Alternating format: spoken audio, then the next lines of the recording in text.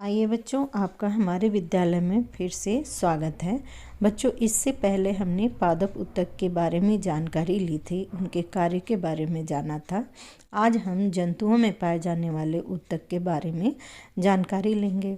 जैसा कि आप जंतुओं में, चाहे जानवर हो या मनुष्य हो, आपने देखा होगा उनके शरीर की सबसे बाहरी परत त्वचा होती है, जिसके द्वारा पूरे शरीर की सुरक्षा की जाती है। ये त्वचा भी जो है कुछ ऊतकों के बने होते हैं। इसके साथ ही त्वचा का जुड़ाव अंदर के अंगों से होता है, उस जुड़ाव का भी काम कुछ ऊतक करते हैं। फिर जुड़ाव के बाद कुछ पेशीय ऊतक होते हैं जो हमारे शरीर को लचीला बनाते हैं और उन्हें विभिन्न कार्यों के दौरान मोड़ने में या फैलाने में भी मदद करते हैं। तो ये भी किसी ऊतक के द्वारा ही होता है। इसके बाद आप देखिए, हमारे शरीर में हृदय का संकुचन होना, उसका फैलना, ये भी काम कुछ ऊतक के ही सहारे होते होंगे। और उस हृदय के पंपिंग के साथ रक्त का पूरे शरीर में आना जाना हृदय के संकुचन के कारण होता है। और साथ ही ये रक्त भी विभिन्न प्रकार की कोशिकाओं से मिलकर बना होता है, तो यह भी एक ऊतक का संगठन हो गया। इसके साथ ही बच्चों, हमारे शरीर में तंत्र भी होता है, जो कि हमारे शरीर के विभिन्न भागों से सूचनाओं को जो है आदान प्रदान करता है विभिन्न अंगों में। तो इस तरीके से वह भी एक किसी ऊतक के ही द्वारा ये कार्य होता होगा। तो ये कहने का मतलब है, जंतु के शरीर में विभिन्न प्रकार के ऊतक विभिन्न प्रकार के कार्यों को संपादित करते हैं। आइए अब हम उन ऊतकों को एक एक कर जानते हैं। सबसे पहले हम जानते हैं एपिथेलियम ऊतक। एपिथेलियम ऊतक ये शरीर और अंगों के बाह्य स्तर को बनाते हैं और पूरे शरीर का ये बाहरी आवरण होता है, जिसे आप त्वचा भी कहते हैं। और हमारे शरीर में कुछ खोखले अंग होते हैं, जैसे मुँह गुहा है, हमारा आमाशय है, आंत है, श्वास नली है, फेफड़े हैं, रक्त नलिका है। भीतरी जो सतह है वो भी इसी ऊतक के द्वारा बनी होती है।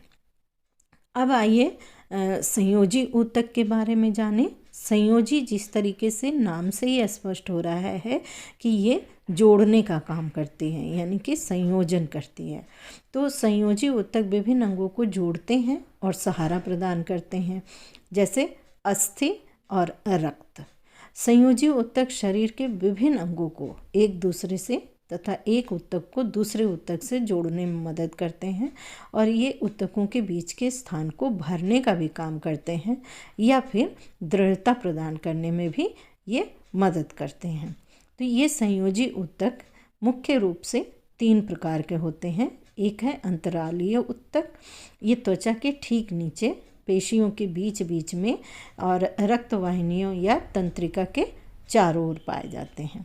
अस्थि और उपास्थि ये कठोर ऊतक होते हैं, जिनमें अस्थि सबसे ज़्यादा कठोर होता है और उपास्थि कुछ लचीलापन लिए हुए। तो अस्थि जो है उसमें कैल्शियम और खनिज पाया जाता है और इसमें दृढ़ता आ जाती है। शरीर को ये ढांचा देते हैं और इनका विशेष योगदान होता है। जबकि उपास्थि जो है वो लचीला होता है, जैसे बाह्यकर्ण उपास्थि का बना होता है। तीसरा ऊतक रक्त है। ये एकमात्र ऊतक है जो कि तरल अवस्था में पाया जाता है और ये तरल संयोजी ऊतक कहलाता है। रक्त का तरल भाग प्लाज्मा होता है और इसमें 3 प्रकार के रक्त कणिकाएँ पाई जाती हैं: लाल रक्त कणिका, श्वेत रक्त कणिका और प्लेटलेट्स। अब आइए तो हम देखें पेशी ऊतक के बारे में जानते हैं। हमारे शरीर में कुछ विशेष कोशिका होती हैं जिन्हें हम पेशी कोशिका कहते हैं। पेशी कोशिका के समूह पेशी ऊतक बनाते हैं और ये अंगों को गति प्रदान करने में मदद करते हैं। अच्छा, आप देखिए कि हम कुछ अंगों को जो है गति हम अपनी इच्छा अनुसार प्रदान करते हैं, उनकी गति को हम रोक भी सकते हैं।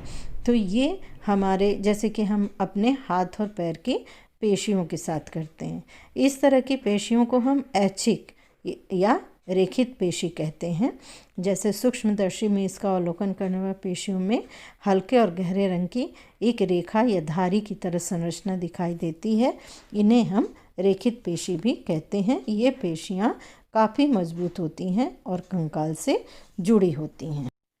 हमारे शरीर के कुछ अंगों में जैसे आहार नाल में भोजन का खिसकना या रक्त नलिका का जो प्रसार या संकुचन होता है वो ऐच्छिक नहीं होती है, क्योंकि वो हमारे बिना चाहे भी होती रहती है। तो इन्हें हम अपनी इच्छा के अनुसार इनमें गति को प्रारंभ या बंद नहीं कर सकते हैं। तो इस जगह जो पाई जाने वाली पेशियां हैं उनको हम अनैच्छिक पेशी कहते हैं। और मूत्रवाहिनी में भी ये पेशियां पाई जाती हैं। इनकी कोशिकाएं लंबी और इनका सिरा नुकीला होता है। इन्हें हम अरेखित पेशी ऊतक भी कहते हैं। बच्चों, हमारे हृदय की पेशियां जीवन भर लयबद्ध होकर प्रसार और संकुचन करती हैं। ये रचना में रेखित पेशी यानी ऐच्छिक पेशी की तरह मजबूत और कार्य में ये अरेखित पेशी या अनैच्छिक पेशी के समान होती है। अब आइए तंत्रिका ऊतक के बारे में जानें। विभिन्न प्रकार के उद्दीपनों को शरीर के एक भाग से दूसरे भाग तक पहुंचाने का काम तंत्रिका ऊतक करते हैं तथा शरीर के विभिन्न अंगों के कार्यों में समन्वयन भी ये स्थापित करते हैं। तंत्रिका ऊतक जो है ये तंत्रिका कोशिकाओं से मिलकर बना होता है, जिसे हम न्यूरॉन भी कहते हैं। प्रत्येक न्यूरॉन का मुख्य भाग तंत्रिका काय, जो आप ये तारे जैसी रचना देख रहे हैं, ये तंत्रिका काय कहलाता है। तंत्रिका काय से अनेक धागे जैसी रचनाएं निकली होती हैं। इन्हें डेंड्रॉन कहते हैं।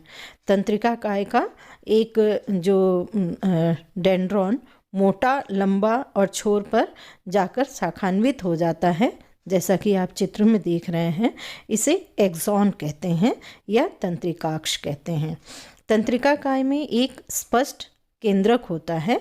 एक कोशिका का तंत्रिकाक्ष या एक्सॉन दूसरी कोशिका के डेंड्रॉइड के संपर्क में रहता है। इस प्रकार शरीर में तंत्रिकाओं का एक जाल सा बन जाता है। मस्तिष्क और रीढ़ की हड्डी भी तंत्रिका ऊतकों के ही बने होते हैं। ठीक है बच्चों, तो आपने जंतुओं में ऊतकों के बारे में जाना। अगले वीडियो में मैं आपको जंतुओं में समन्वयन कैसे होता है इसकी जानकारी दूंगी। बच्चों, आप मेरे चैनल को सब्सक्राइब कर लें, तो इससे मेरे बनाए गए सभी वीडियो की जानकारी आपको मिलती रहेगी। और वीडियो पसंद आने पर उसे लाइक भी कर लें, शेयर भी कर लें, जिससे दूसरे बच्चे भी उसका लाभ उठा सकें। धन्यवाद।